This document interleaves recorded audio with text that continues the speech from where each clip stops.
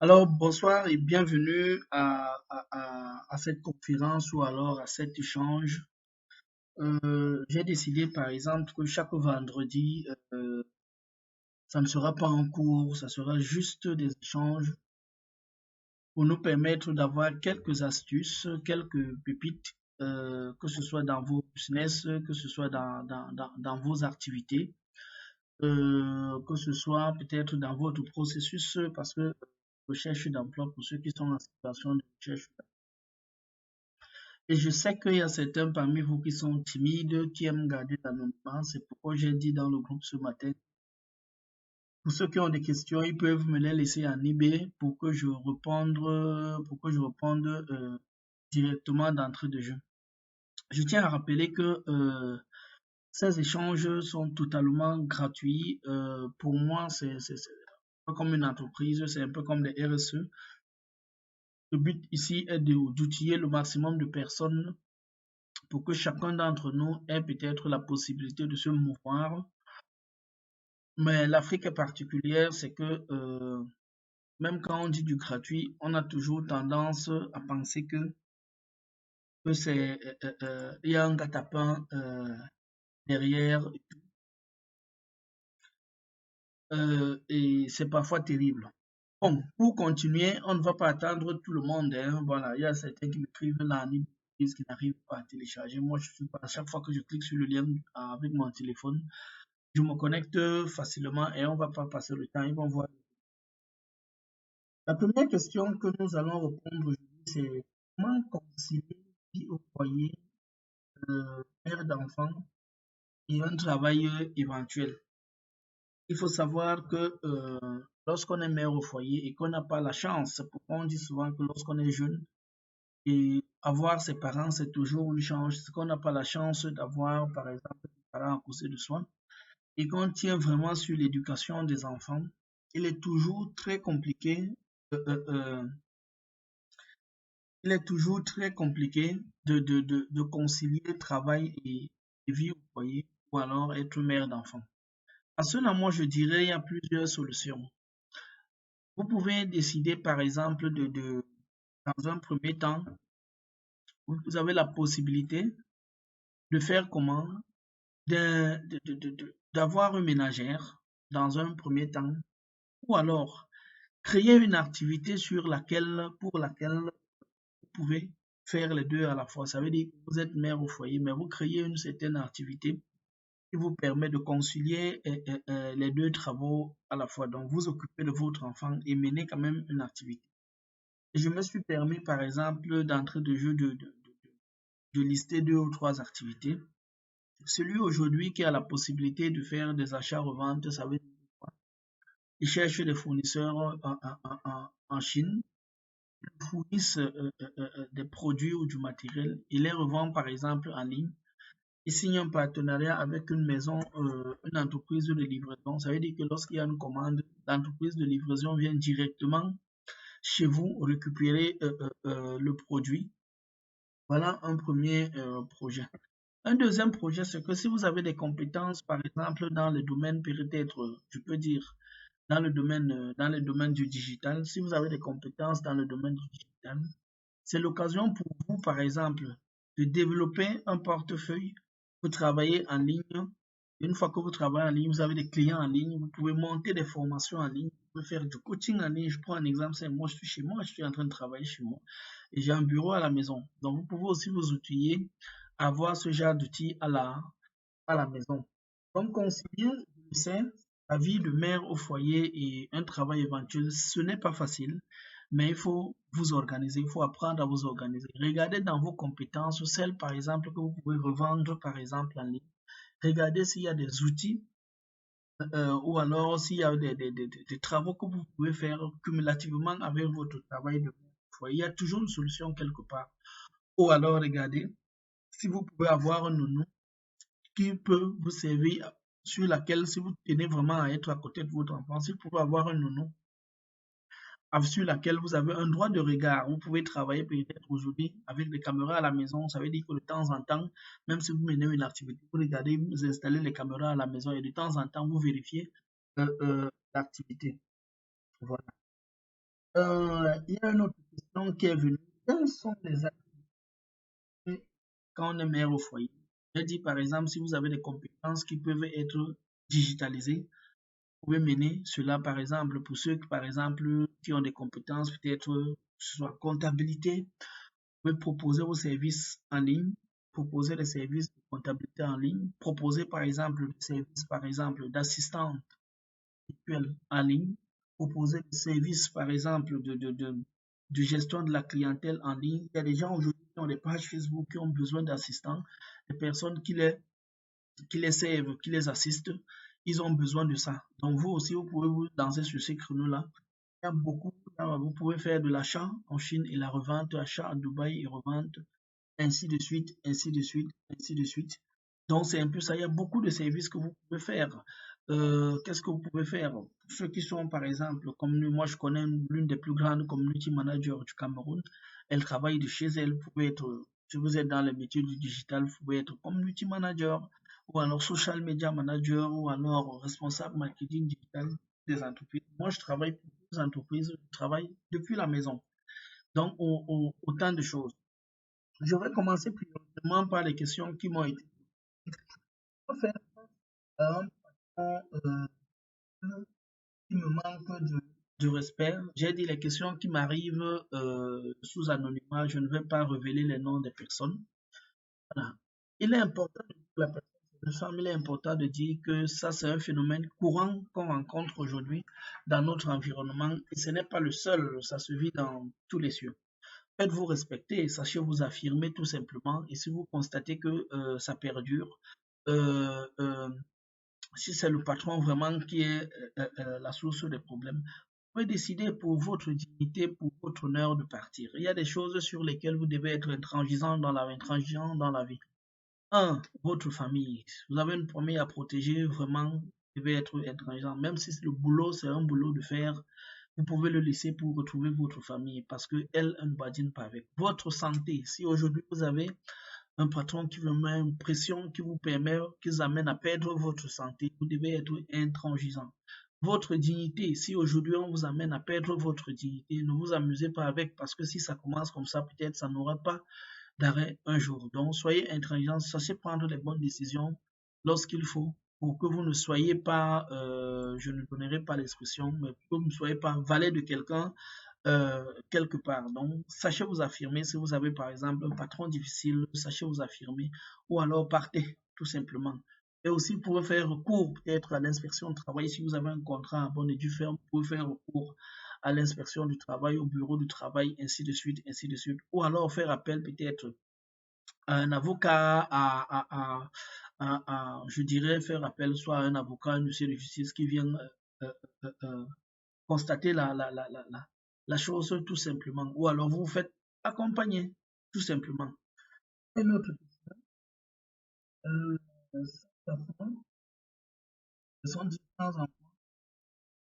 La personne est sans emploi. Elle fait dans la vente en ligne, sur Facebook, sur WhatsApp, mais la personne est démoralisée. J'ai posé la question à la personne si elle avait un budget marketing pour accompagner ses affaires. Non. La personne dit voilà, j'ai demandé à la personne si elle pouvait me partager, par exemple, ses posts, ses publications.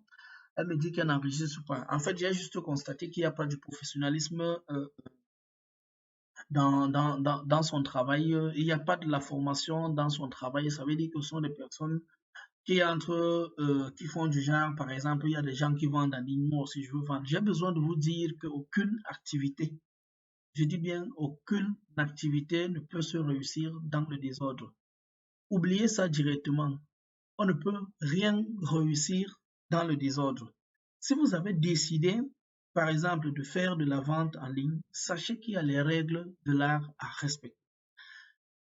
Si vous avez décidé de vendre une marchandise, sachez que cette marchandise doit être bien présentée. Si vous avez décidé de vendre des produits digitaux, sachez qu'il y a un branding qui va derrière. Si vous avez décidé de vendre des produits, sachez que vous devez avoir un budget marketing derrière. Ça, mettez-vous ça dans la tête. Et aujourd'hui, je vais vous parler en termes de chiffres. Il y a ce qu'on appelle le trafic organique. Comme vous êtes là sur les médias sociaux, il y a ce qu'on appelle le trafic organique. Le trafic organique, ce sont les affichages, lorsque vous faites une publication, ce sont les affichages que Facebook, par exemple, si vous êtes sur Facebook, Facebook réalise. Et il est aujourd'hui à l'ordre de 5%. Ça veut dire quoi? Ça veut dire que si vous avez une page qui a même 10 000 abonnés, il y a de fortes chances qu'au trop, peut-être 500 personnes voient vos publications lorsque vous les faites. Parce que Facebook veut que vous passiez à la caisse. Son modèle économique, c'est que les profils sur les profils, il vous permet d'échanger entre vous, mais sur les pages, c'est du business. Ça, il faut le savoir. Et je vous parle avec toute la fermeté nécessaire. Vous ne pouvez pas vendre aujourd'hui, par exemple, si vous ne mettez pas la main dans la poche. Donc, il faut le savoir. Il faut professionnaliser votre activité. Il faut avoir une bonne présentation de vos produits. Il faut avoir un bon copywriting de vos lorsque vous rédigez vos posts, il faut avoir un bon copywriting de vos pages de vente. Il faut avoir des visuels époustouflants et il faut mettre la main dans la poche pour votre publicité. Ok.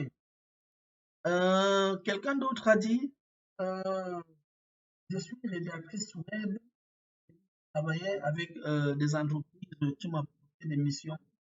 Et aujourd'hui, comment je fais pour me démarquer? Oui, c'est exactement ce qui arrive souvent à tout le monde. C'est parce que lorsque vous aviez vos personnes, une force commerciale, appelons-la comme ça, lorsque vous aviez des personnes qui vous épaulaient, qui vous apportaient des clients, vous vous êtes couché sur vos lauriers. Malheureusement, c'est ce qu'il ne faut surtout pas faire. Parce que les marchés que vous avez à propos de vos lobbying, les marchés que vous avez à propos de vos réseaux vous permettent, vous aider seulement dans le démarrage de votre activité. Vous aidez seulement au démarrage. Je prends un exemple simple. Aujourd'hui, vous êtes en train de lancer une activité. Vous avez vos proches, vos amis et connaissances, peut-être vous vendez des habits. En fait, lorsque vous allez proposer ces habits à vos amis et connaissances, ils vont acheter, c'est pour vous encourager. Ce n'est pas forcément parce que vos habits les plaisent ou alors machin, c'est pour vous encourager. Vous devez donc prendre ces bénéfices-là pour réinjecter pour votre publicité. Parce que sans publicité, l'entreprise ne vit pas. Qu'est-ce que tu dois donc faire aujourd'hui en tant que rédactrice web? Au-delà de t'inscrire sur les plateformes de microservices et que tu ne seras pas référencé au début, ça il faut l'accepter et l'assumer. Tu ne seras pas référencé au début. Moi, je veux que tu proposes aujourd'hui des services de rédactrice web en sortant des preuves de réalisation. Moi, par exemple, pour mon blog, tu peux écrire des articles. Tu fais des signatures des articles, tu rédiges des articles, on poste sur le blog. Moi, je cherche des rédacteurs indépendants. Tu rédiges les articles. Et ces articles-là, si elles plaisent aux entreprises, ça te sert juste de tremplin au lieu de ne rien faire du tout, ou alors à te dire qu'un marché va venir de nulle part. Moi, je te propose, par exemple, toi qui es rédactrice, propose des articles pour lance-toi. Tu vas voir, tu vas partager ces articles-là. Il y aura des signatures à la fin de chaque article. Voilà, tu seras rédactrice. Il y aura des signatures à la place de chaque article et tes clients vont apprécier, tout simplement. Tu auras une preuve de réalisation. Déploie-toi sur Facebook, que ce soit sur WhatsApp, que ce soit sur Instagram. Lorsque tu peux poster, il y a des réseaux sociaux aujourd'hui comme LinkedIn. Si tu proposes tes services, par exemple, de rédactrice de LinkedIn, tu rédiges les articles sur LinkedIn, tu rédiges les articles invités, par exemple, sur un blog comme celui-là, tu rédiges les articles sur Facebook. Il y a de fortes chances que les entreprises te contactent pour rédiger. Au-delà, par exemple, de faire de la rédaction, tu peux te former, par exemple, en copyright. Tu peux te former, par exemple, sur plusieurs autres activités complémentaires qui permettent aujourd'hui de proposer un service proprement dit. Donc, moi, je veux te dire que tu n'as qu'à te mordre les jarrets parce que tu es resté campé sur ta position. Les gens t'ont proposé les services des marchés gratuitement. Tu t'es couché sur tes lauriers. Pourtant, c'est pas comme ça que tu devrais faire. L'argent que tu as eu là-bas, tu devais plutôt investir dans ton marketing pour que les gens, d'autres personnes, tu signes des partenariats avec d'autres partenaires. Il y a quelqu'un qui a dit, entre le riche et acheter des produits, les vendre en ligne, entre travailler, entrer dans l'enrichissement, acheter les produits pour les vendre en ligne, qu'est-ce qui est mieux? Je vais déjà vous dire que l'enrichissement, c'est une entreprise de marketing de réseau, qu'on appelle le marketing relationnel. Le modèle économique, il est simple. Vous appelez les membres, ils ont plusieurs modèles économiques. Soit vous achetez les produits pour revendre. Au fur et à mesure que vous achetez les produits, vous bénéficiez des affiliations. Soit vous amenez des gens que vous mettez dans le système et que vous bénéficiez également des royalties, ainsi de suite. Moi, est-ce que je peux conseiller à quelqu'un de faire une telle activité? Oui et non. Non, parce que si vous ne savez pas dans quoi vous vous lancez, il y a de fortes chances que ça peut suivre votre position parce que je suis entré dans un système et bizarrement, il va marcher seul. Non. Si vous êtes un bosseur, oui, parce que vous savez dans quoi vous êtes, alors vous allez vous battre à vendre vos produits et à chercher les membres pour mettre dans le système. Mais maintenant, est-ce que, honnêtement, si vous travaillez dans un système, vous pouvez vous en sortir? Moi, je vais vous dire, dans un premier temps, non. Non, parce que vous avez la malchance, vous pouvez tomber sur les gars qui vendent des produits, mais les produits sont chers. Ça veut dire que quoi? Ça veut dire que si vous tombez sur des produits chers, vous courez le risque de ne pas trouver bon preneur sur le marché. Et surtout lorsqu'on est débutant, on déconseille les produits chers. Alors, je vous dirais donc, quoi, si vous avez un budget conséquent, allez tester, faites ce qu'on appelle un bêta testing. Une partie, vous mettez dans l'enrich, une autre partie, vous achetez d'autres produits peut-être en Chine, vous vendez. Vous voyez l'activité qui est génératrice de revenus, vous voyez l'activité qui se démarque. Alors vous laissez d'autres, après peut-être 2 mois, 3 mois, vous laissez celle qui vous prend plus de temps et peut-être ne vous rapporte rien. Ça, c'est la réponse que je pourrais donner à la personne. C'est m'a bien compris. Je ne suis pas là pour dénigrer une activité ou alors je ne suis pas là pour jeter, je suis un businessman. Ça veut dire que quoi? Quelque chose qui apporte de l'argent, on peut le regarder avec beaucoup d'attention. Ça veut dire que, je dis, le piège des entreprises de marketing de réseau ou de marketing relationnel, c'est lequel? C'est que vous pouvez entrer dans un système où on vous propose des produits chers. Et lorsqu'on vous propose des produits chers, vous courez le risque, je dis bien, vous courez le risque de ne pas les faire écouler facilement. De un.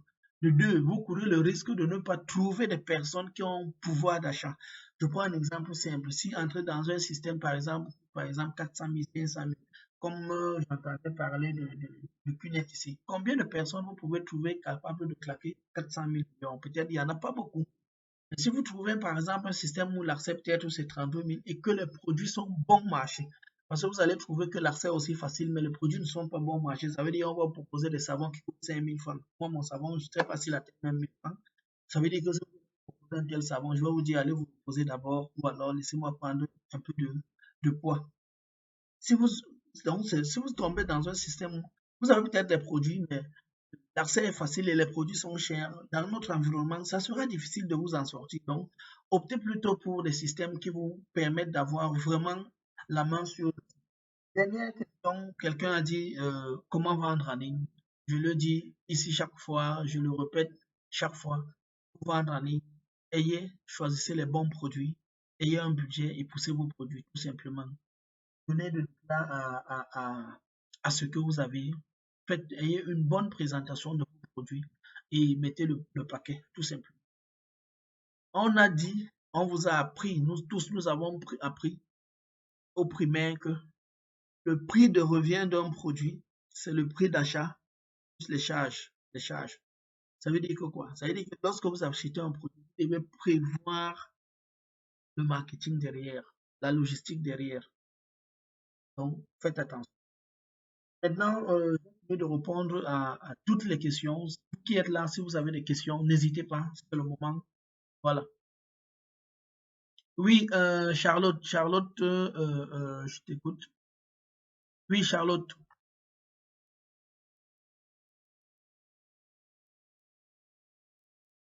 Oui, Charlotte, on t'écoute. Vous avez la parole.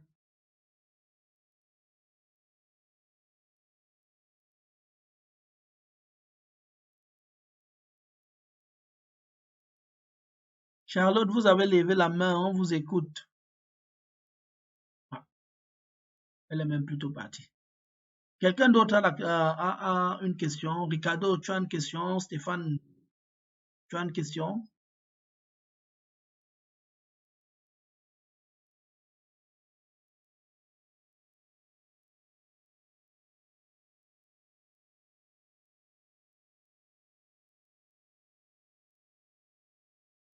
Ok, s'il n'y a pas de question, on va arrêter là ce soir et on va se dire.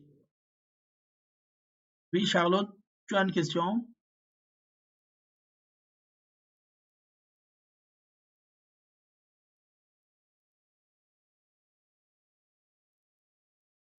Ok, s'il n'y a pas de question, on va arrêter là ce soir pour que ça ne soit pas long. Ok, merci pour votre participation et à plus tard.